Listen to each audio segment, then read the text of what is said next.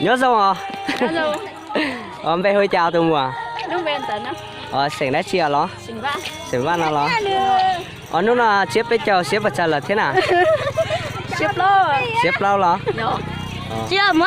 sáng thì nó chết xuống nó tại vừa sáng thì một chút chín nó là chạy sáng thì có chạy một cần đó nè Chỉ cần đã chỉ có. lên nó có chào họ chỉ vô nó mà cái xỉa hai lo cho cú sẽ Ta là cần đấy chỉ có xuống mồ. họ tắt tàu cần đó là chỉ vô nó chả ôi giờ cho tin này mà sử dụng câu chuyện này có mà cứ 3 xe rồi mua tin này mà nhìn nhẹ vô đi là Cái chuyện mua ấy chỉ có mà. ôi sao hay có Ai vô mà. ôi giờ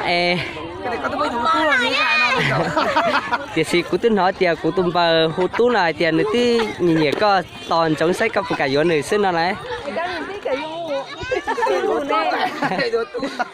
ôi giờ giờ Lina chè cú không muốn nông chó lần có tận nó sẽ là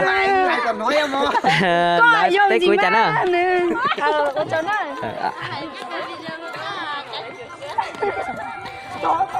nhớ xong đó tụi mùa à và nó chép với cho chúng nó vừa là dạy lý theo là dạy cái đi đó ai giờ đi có lắm bé hồi chả nó hồi nén này chả sành đã chiều đó ôi giờ cho lần câu mỗi gia là tụi là tụi dùng câu thiết xí thiết đã đái xí giờ đi kia hả tụi tao nó nè bé hồi chả thiết sành đã chiều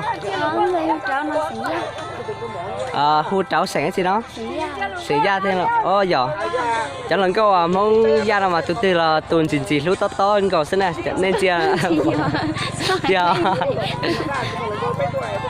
chia của mình đồng tụi mùa tao nó đấy nhở xin chào. Xin chào. Cho hỏi bạn tên gì bạn? Bạn làm gì đấy? Mình cho hỏi bạn tên gì? Mình không có tên. Không có tên à? Đừng có đùa thế. Tên gì họ gì? Thôi bạn quay số hổ.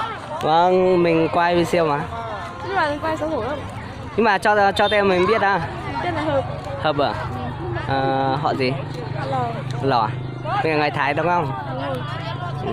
Xong chưa? Xong rồi, thế đó nha.